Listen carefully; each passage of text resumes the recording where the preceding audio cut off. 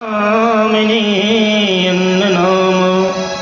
को विदेशः संविद्यानां कः परः प्रियं वादिनेश्च नामः। महाराज देखा आजान बाहु की तरह बड़ी बड़ी भुजाएं। सुखदेव महाराज चले आ रहे थे।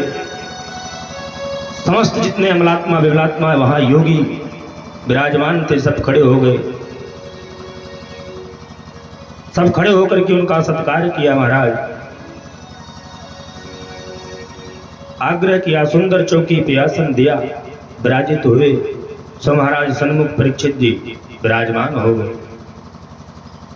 सुखदेव भगवान से प्रार्थना किया, प्रभु यदि किसी व्यक्ति को पता चले कि आज के 7वें दिन उसके प्राणांत हो जाएं, उस व्यक्ति को क्या करना चाहिए?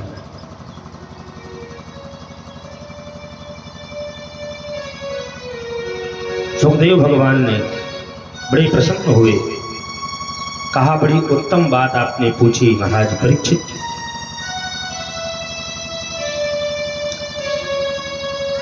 कि हे राजन, आपने मनुष्य के सुनने योग्य जो विषम है आज उसको प्रश्न पूछ करके सम कर दिया। बड़ा ही उत्तम प्रश्न आपने हमसे पूछा।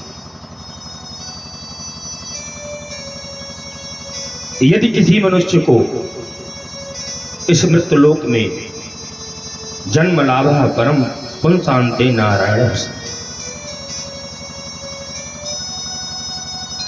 जो भी भगवान का चिंतन मनन करता है इस कलिकाल, यह कलयुग जो कुठार लिए घूम रहा है उसका उसके ऊपर कोई प्रभाव नहीं है।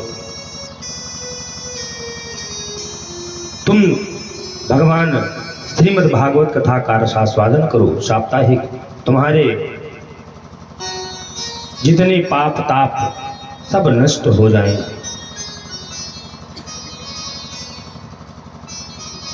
अच्छा, इसमें ऐसी क्या खासियत है? सुखदेव भगवान परीक्षित को बताते हैं कि गोलोक के बगल में सुंदर मैया राधा रानी वहां विराजमान रहती हैं। उनके पास एक सुंदर सा पिजड़ा है। उस पिजड़े में एक सुख रहता है। भगवान ने कहा चलो आप भी भ्रमण कर आओ, लेकिन राधा मैया कहती है कि मैं नहीं जाऊंगी, मेरे योग्य वहां कोई स्थान नहीं। कन्हैया कहते हैं कि वहां बड़ा सुंदर स्थान है। कौन सा स्थान है? वृंदावन। कहा ठीक। पिजरा को खोली, महाराज सुख उड़ गया। और महाराज उसी समय कैलाश पर्वत पर मैया पार्वती को भगवान शंकर जी अमर कथा का पान कराने अमर गुफा में ले। मैया पार्वती शंकर भगवान से कहती है, प्रभु मुझे भी अमर कथा का रसपान करना है। कहा देवी जी, जब जब मैंने आपको कथा सुनाया आप तो सो जाती हो, हुंकारी भी नहीं भरती हो, आपको कथा सुनाने का कोई लाभ नहीं। कहने लगी, प्रभु इस बार मुझे निद्रा नहीं आएगी, मैं पूरा हुंकारी भर। शंकर भगवान मैया पार्वती को अमर कथा सुनाने हेतु अमर गुफा में डमरू बजाया। वहां के जितने जीव जंतु थे महाराज सब उड़ गए, भाग गए। लेकिन एक अंडा स्वरूप वही महाराज सुख, क्योंकि अंडा के स्वरूप में थे तो ना तो उड़ सकते थे ना कहीं जा सकते। अब मैया पार्वती भगवान शंकर जी कथा कहना प्रारंभ कर दिए, हुंकारी भरना प्रारंभ कर दिए।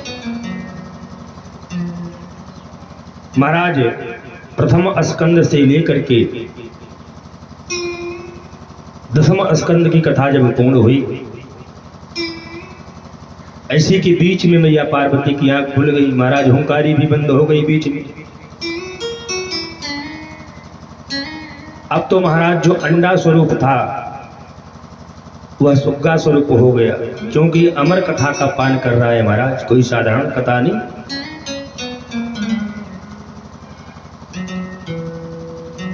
जब दसम स्कंद की कथा प्रारंभ हुई तो मैया पार्वती जागी, कहा मैंने ओधो में तेरे प्रसंग को सुना ही नहीं। कहे इसका मतलब तुम सो गई? के प्रभु गलती हो गई। कहें ठीक है कोई बात नहीं, आप यदि सोई थी तो हुंकारी कौन भर रहा था?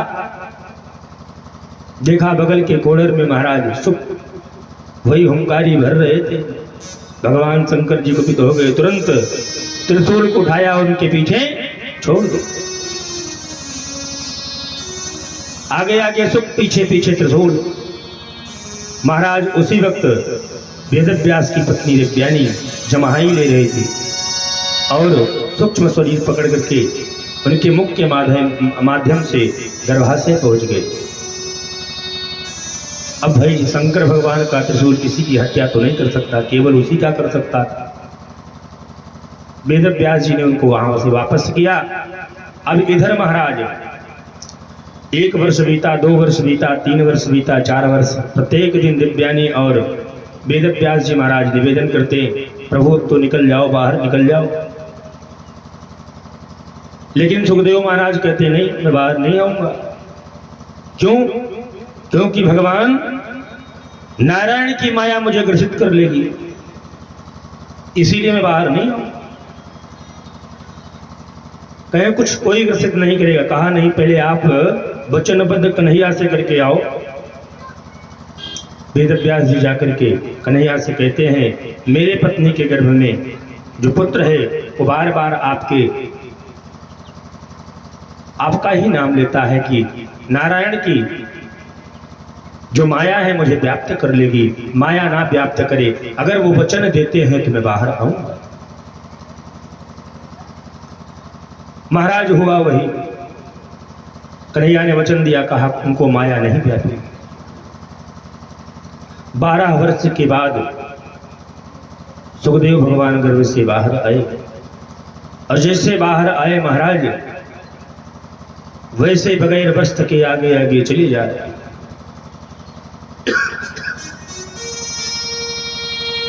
पीछे पीछे महाराज वेदव्यास जी, अरे पुत्र रुक जाओ। नहीं नहीं मैं रुकूंगा नहीं, बार बार बुला रहे हैं। लेकिन महाराज सुखदेव वापस आने को तो तैयार ही नहीं। आगे महाराज वृंदावन पड़ा। वृंदावन में कुछ गोपियां तालाब में स्नान कर रही थी। जब सुखदेव भगवान को देखा कि निर्वस्त्र बाहर निकल करके सुखदेव भगवान को प्रणाम किया और पीछे उनके पिता को वेदव्यास जी को देखा तो पुनः जन्म प्रविष्ट कर गई। वेदव्यास जी कहने लगे, मेरा बेटा पौड़ था, 12 वर्ष की आयु थी, उसके सन्मुख तुम निर्वस्त्र उसको प्रणाम किया और हम आए, हम तो बुजुर्ग हैं, हमसे पर्दा कर रही हो।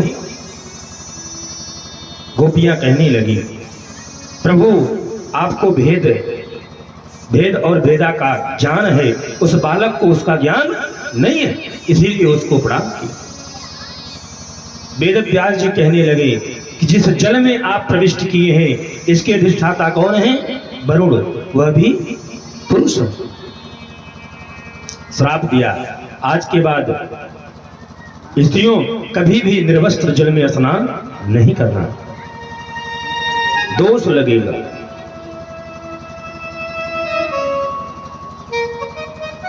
सुखदेव के पीछे पीछे चले जा रहे हैं। सुखदेव रुकने का नाम नहीं लेते।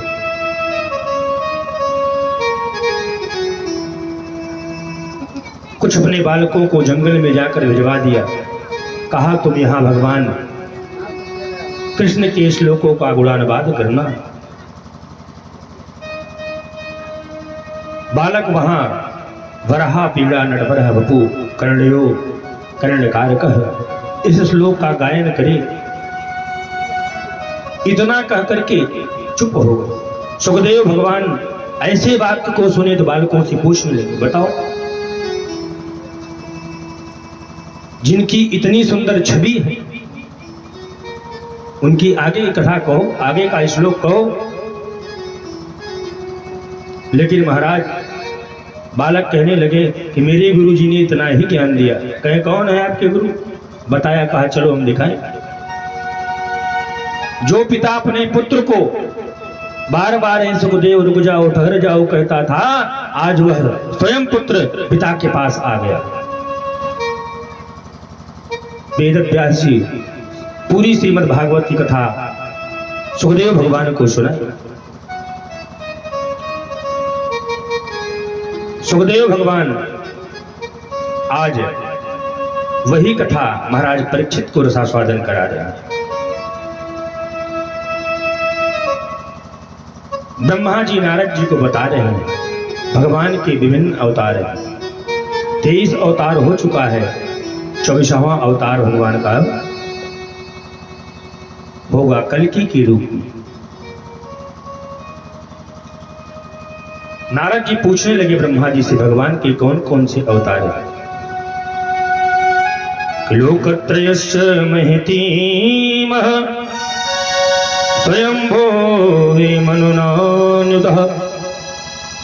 भगवान के प्रथम अवतार सनक, सनंदन, सनातन और सनत कुमार। दूसरा, हे नारद, रुचि नाम के प्रजापति से आकृति नाम की पत्नी के उदर से भगवान सुयज्ञ उत्पन्न हुए।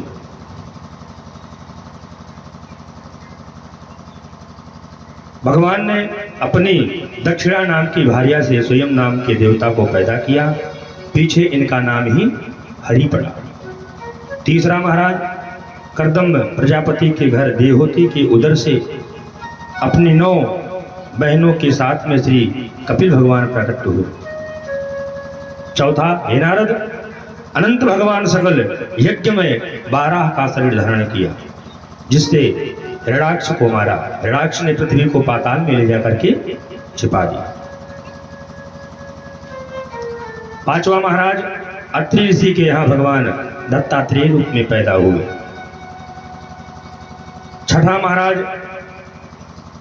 धर्म की पत्नी मूर्ति से भगवान नारायण हुए। सातवां, ब्राह्मणों द्वारा श्रापित बैन के ही शरीर से मंथन हुए श्री पृथु भगवान पैदा हुए। आठवां महाराज, नाभि के पत्नी से मेरु देवी के उदर से ऋषभ देव भगवान पैदा हुए। नौवां महाराज, मेरे यज्ञ से यज्ञ में से भगवान हयग्रीव का प्राकट्य हुआ था। 10वां मत्स्यावतार हुआ भगवान का। 11वां समुद्र मंथन जब हो रहा था, मंदराचल पर्वत को भगवान ने कच्छप का स्वरूप बना करके अपने पीठ पे धारण किया था। 12वां भगवान नरसिंह खंभे को चीड़ करके हिरण्याकशिपु का वध किया। 13वां महाराज हरि का अवतार।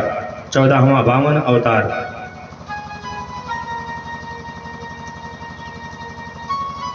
15वां महाराज जब समुद्र मंथन हुआ था तो धन्वंतरी के रूप में प्रकट हुए और जो हमारे आपके यहाँ आयुर्वेद की दवा बनने लगी, इसका प्रादुर्भाव किया। 16वां महाराज जमदग्नि के यहाँ परशुराम के रूप में अवतार हुए, जो है वंश के क्षत्रियों को 21 बार इस पृथ्वी से निर्मूल किए थे। 17वां महाराज सूर्यवंश में भगवान राजा रामचंद्र के राम लक्ष्मण भरत शत्रुघ्न हुए। 18वां महाराज सतवती के गर्भ से भगवान वेद व्यास जी पैदा हुए। 19वां हे नारद जी श्री बलराम जी है। 20वां भगवान जिनकी कथा हम आप रसास्वादन कर रहे हैं कन्हैया है। 21वां महाराज बुद्ध हुए।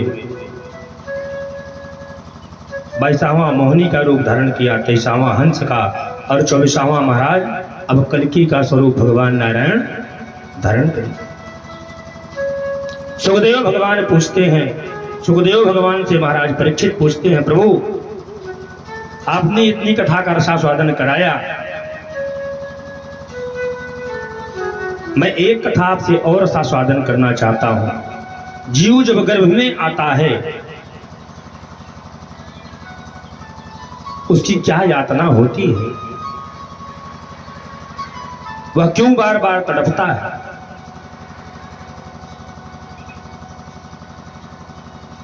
सुखदेव भगवान कहते हैं कि राजन, जब जीव गर्भ में आता है तो भगवान से निवेदन करता है कि हे प्रभु, आप मुझे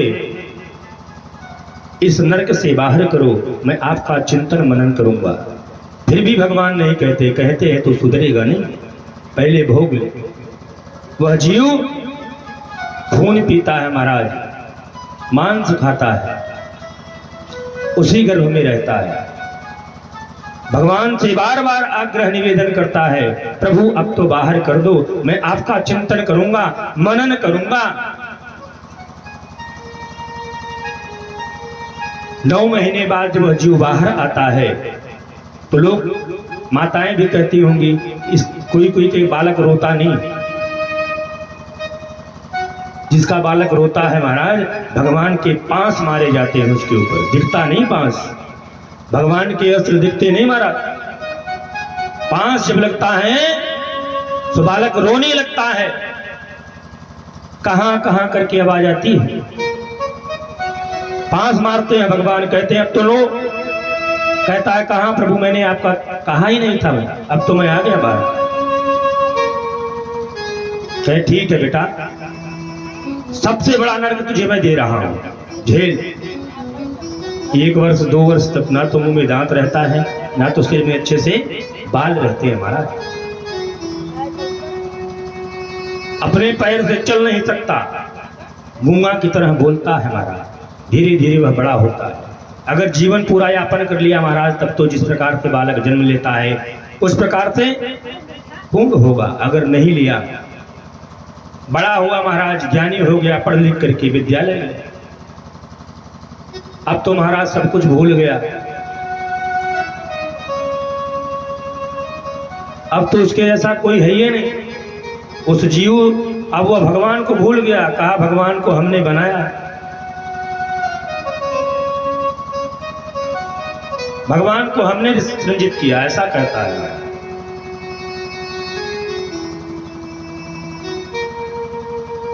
किसी साधक ने बड़ा सुंदर भाव दिया, आइए कि भजन के माध्यम से हम थोड़ी स्नान करें, फिर जैसे ठाकुर जी की छाप शरीर के बीच में भगवान की कथा का आस्वादन कराया जाएगा। साधक कहता है कि मान मेरा कहना, कि मान मेरा कहना, नहीं तो पछताएगा। कि मान मेरा कहना, नहीं तो पछताएगा। माटी का खिलौना माटी में मिल जाएगा, माटी का खिलौना माटी में मिल जाएगा, माटी का खिलौना माटी में मिल जाएगा। मान मेरा कहना,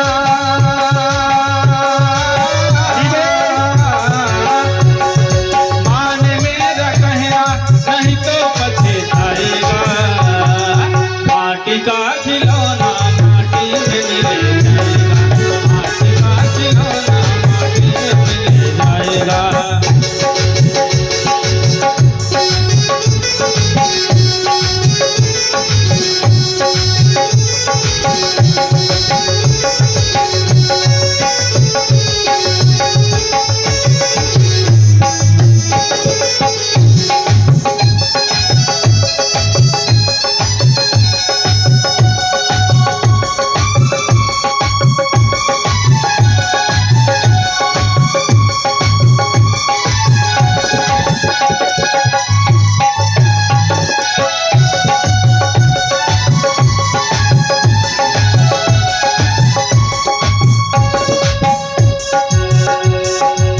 सुंदर रूप देखकर फूला, धन यौवन के मद में फूला, धन यौवन के मद में फूला।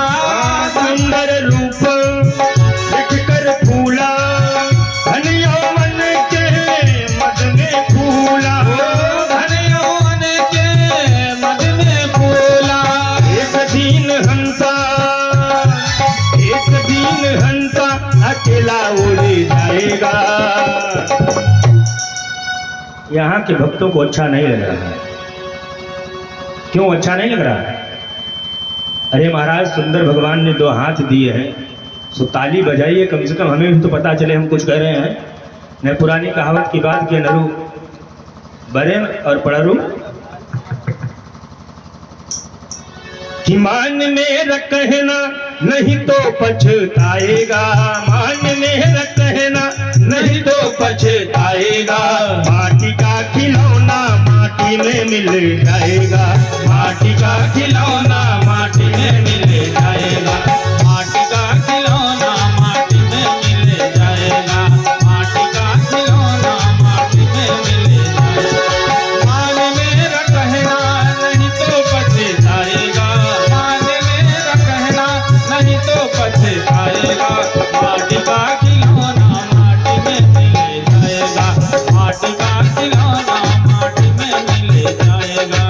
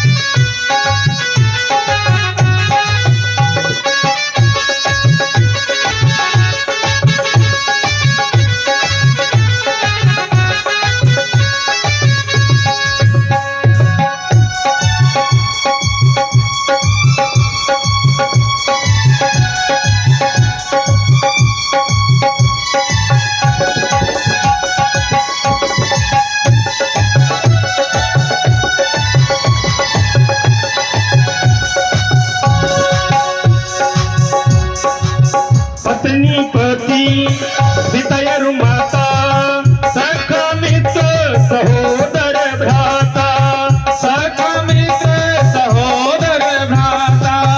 पत्नी पति पितयरु माता सखा मित्र सहोदर भ्राता, सखा मित्र सहोदर भ्राता।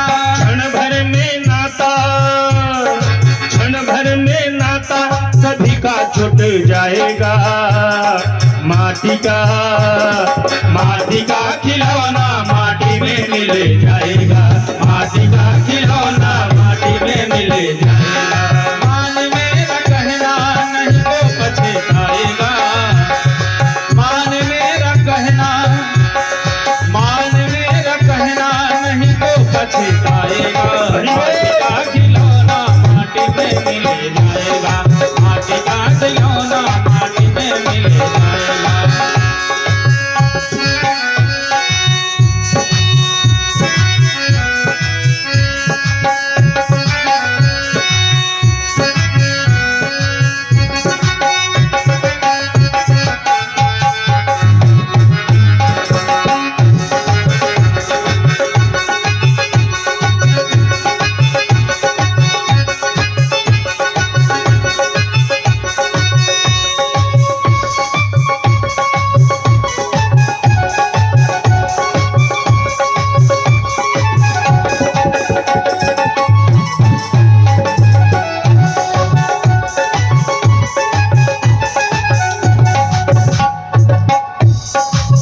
हीरा जवाहर की माला तुम्हारी, हीरा जवाहर की माल तुम्हारी, मखमल की गद्दी और रेशम की साड़ी, मखमल की गद्दी और रेशम की साड़ी। हीरा जवाहर की माला तुम्हारी, मखमल की गद्दी और रेशम की साड़ी, ओ मखमल की गद्दी और रेशम की साड़ी। बूट सूट सब, बूट सूट सब यही रह जाएगा। माटी का खिलौना माटी में मिल जाएगा, माटी का खिलौना माटी में मिल जाएगा, माटी का खिलौना माटी में मिल जाएगा। मान मेरा कहना, मान मेरा कहना नहीं तो पछताएगा। माटी का खिलौना माटी में मिल जाएगा, माटी का खिलौना माटी में मिल जाएगा।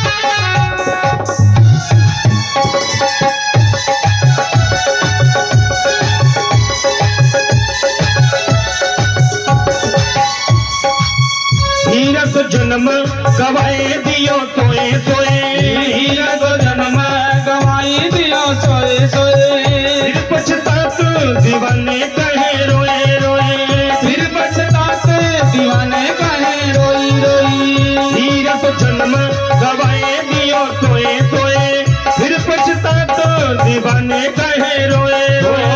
फिर पछतात दीवाने कहे रोई रोई, गीतानंद जैसा जन्म नहीं पाएगा, माटी का खिलौना माटी में मिल जाएगा, माटी का खिलौना माटी में मिल जाएगा, माटी का खिलौना माटी में मिल जाएगा। ओ माने मेरा कहना,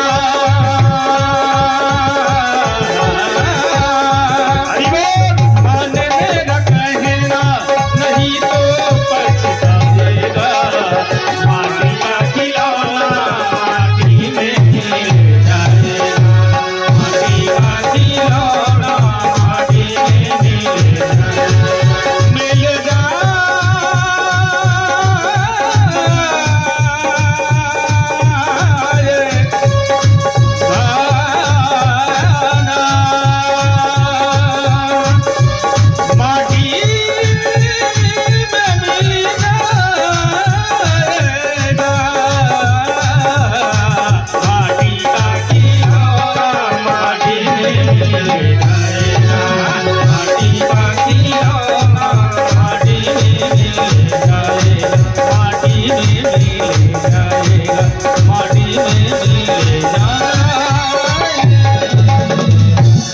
वृंदावन बिहारी लाल की जय हो, बोले राघवेंद्र सरकार की जय हो। महाराज ये माटी का शरीर है, माटी में मिल जाएगा। बाबा जी ने भी लिखा क्या, छिद जल पावक गगन समीरा, पंच रचित यह मनुज शरीरा। महाराज ये मिट्टी का शरीर एक दिन मिट्टी में मिल जाएगा, कोई काम आने वाला नहीं। जो आपने धर्म कर्म किए हैं वही आपके साथ चलने वाला है। आगे महाराज विदुर जी से मैत्री जी पूछते हैं, प्रभु आपने मुझे वह कथा आख्यान सुनाइए कि भगवान शंकर जी से दक्ष को कौन सी विपत्ति आ पड़ी जो द्वेष रख ली। बहुत सुंदर आपने प्रश्न किया। कहते हैं त्वरितां ब्रह्मर्षयोनि सहदेवो सहान्वयः साधूनां ब्रुवन्तो वृन्तं अज्ञानान्मत्सराय। कि एक बार महाराज दक्ष को प्रजापति का अधिकार मिला, जैसे आपको प्रधानमंत्री बना दिया जाए, मुख्यमंत्री बना दिया जाए महाराज, अब तो आपको घमंड हो ही जाएगा, हम प्रधानमंत्री हैं, किसी से डरेंगे थोड़ी ना। सो महाराज दक्ष को प्रजापति घोषित किया गया। जब उनको प्रजापति का स्थान मिला तो समस्त देवी देवताओं को आहूत किया कि सब लोग आइए, मैं शपथ ग्रहण करूंगा। समस्त देवी देवता उनके यहाँ पहुंचे, सबके लिए सिंहासन लगा हुआ था। महाराज भगवान शंकर जी उनके दामाद थे, वो भी गए, साथ में नंदी बाबा भी गए हैं। शंकर भगवान जैसे अपने स्थान पे बैठे तो महाराज ध्यानस्थ हो गए। महाराज दक्ष जी आए, उन्होंने अपना शपथ ग्रहण कर लिया, लेकिन शंकर भगवान को पता नहीं। प्रजापति दक्ष जी कहें बताओ, अगर आज कोई दूसरा होता तो मैं क्षमा कर सकता था, ये हमारे दामाद हैं, बताओ हमारे सम्मान में खड़े भी नहीं हुए, इतने बड़े हो गए। ये घमंडी है, पाखंडी है। महाराज दक्ष के गुरु थे भृगु जी, उन्होंने श्राप देना प्रारंभ कर कहा, शंकर भगवान के जितने भी भक्त होंगे सभी पाखंडी हो जाए। नंदी महाराज बगल में खड़े थे कि हमारे स्वामी नहीं बोल रहे, तो स्वामी के अभाव में हम भी बोले। उन्होंने कहा जो तुम्हारे महाराज हैं दक्ष बहुत में कर रहे हैं, इनको बकरे का शीश लगे। श्रापा श्रापी चल ही रहा था कि भगवान शिव का नेत्र खुल गया, ध्यान टूटा, नेत्र खुला। नंदी जी को लिए कहें चलिए कैलाश पे चल। महाराज कैलाश पे चले गए। अब तो महाराज राजा दक्ष को अभिमान हो गया। हमारे एक दादाजी थे, छोटा सा दृष्टांत है, हमको बहुत छोटे थे तब कथा सुनाए थे कि प्रभुता प्रभुता सब भजे, प्रभु को भजे न कोई, और जो प्रभु को भजत हैं प्रभुता चेरी होय।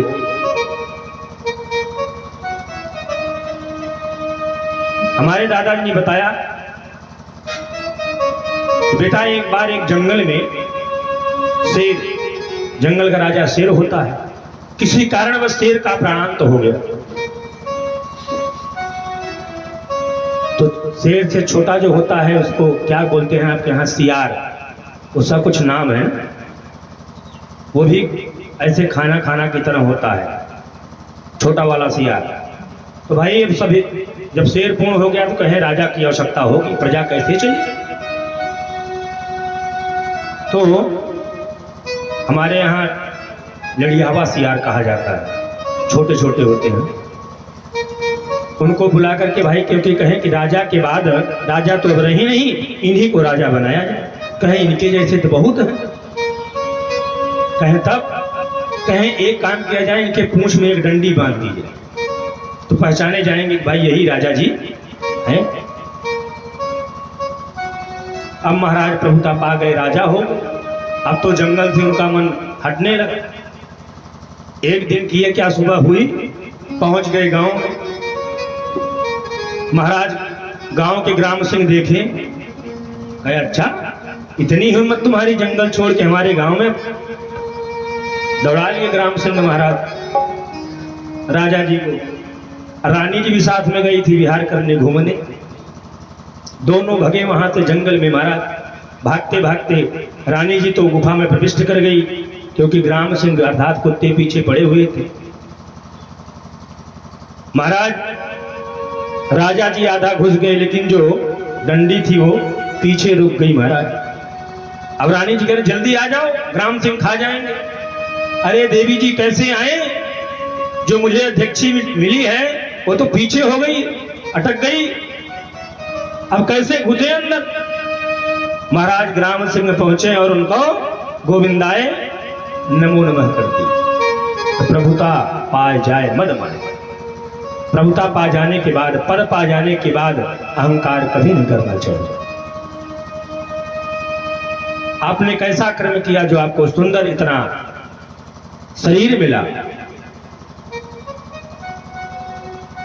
सो महाराज आज राजा दक्ष को भी अभिमान हो गया।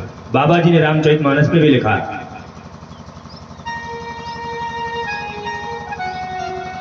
कि एक बार त्रेता जुग माही,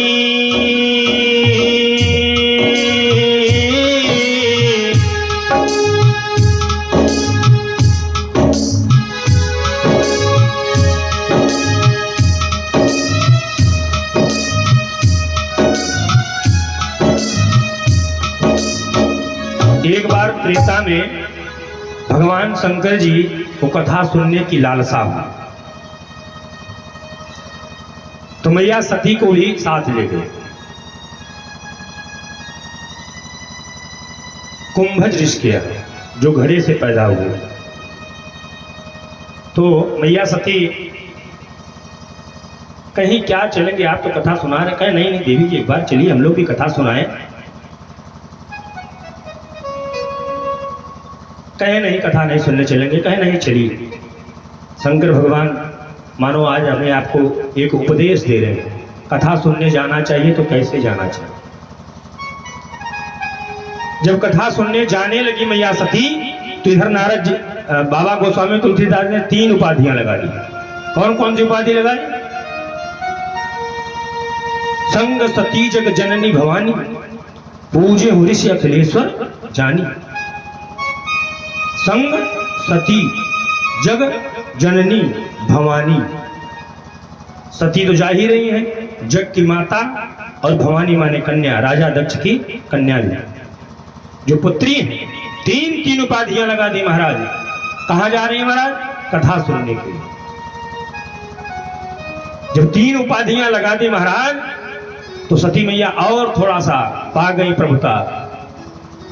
गई कुंभ ऋषि के यहां। कुंभ ऋषि जी मंच से उतर करके भगवान शंकर पार्वती का चरण धोया, चंदन तिलक माला फूल किया। मैया सती को गुमान हो गए, अरे ये कथावक्ता है कि दास है? हमारे चरण धोने आ गया, हमारी पूजा कर रहा है, मुझे कथा क्या सुनाए? अहंकार हो गया महाराज और कथा नहीं सुनी। कथा पूर्ण हो गई। कुंभजृष्टि को भगवान शंकर जी ने कहा, मांगो क्या मांगते हो? कहा, प्रभु मुझे कुछ चाहिए नहीं, आप जानते हैं मुझे क्या चाहिए। भगवान शंकर जी ने उनको भक्ति का वरदान दिया और मैया सती को वहां से लेकर चले। जब महाराज लेकर चले तो बाबा गोस्वामी जी ने 3 उपाधियां काट दी। कहा, चले संगलय दक्ष कुमारी। दक्ष की कन्या भी गई थी भगवान की कथा सुनने के लिए। कथा जब सुनी हुई थी, सुनने जा रही थी, तो 3 उपाधि, और जब कथा नहीं सुनी तो सारी उपाधि काट दी। कहे, चले संगलय दक्ष कुमारी। दक्ष की कन्या भी गई थी कथा सुनने के लिए, सारी उपाधियां काट दी महाराज। आकाश मार्ग में भगवान शंकर जी और मैया सती जा रही हैं। उसी वक्त की लीला है, भगवान दंडकारण्य वन में मैया सीता को रावण हर ले जाता है और लताओं और वृक्षों से भगवान लिपट लिपट के पूछते हैं। बाबा जी ने लिखा कि हे खग मृग हे मधुकर श्रेणी, हे खग मृग हे मधुकर श्रेणी, तुम देखते कामे गणनी। हे खग मृग हे मधुकर श्रेणी, तुम देखते कामे गणनी, तुम देखते कामे गणनी। महाराज भगवान रामचंद्र जी लताओं और वृक्षों से, पत्तों से पूछ रहे हैं, मृगों से पूछ रहे हैं, मेरी सीता को देखा क्या? और भगवान शंकर जी मैया सती को लेकर जा रहे थे। मैया सती ने कहा, जंगल में कौन है लताओं और वृक्षों को लिपट लिपट के पूछ रहे हैं? कहे, देवी जी जिनकी कथा अभी भी हम ना कुंभजृष्टि के यहाँ हम आप सुन के आ रहे हैं, वही भगवान मेरे इष्ट आराध्य रामचंद्र जी है। कहे, आप भी झूठ बोलते हैं। यहाँ पे बाबा जी ने तुरंत चौपाई लिखी, क्या कि जाको घर दारुण दुख दीन्हा, और ताको मति पहले हर लीन। मैया की सती की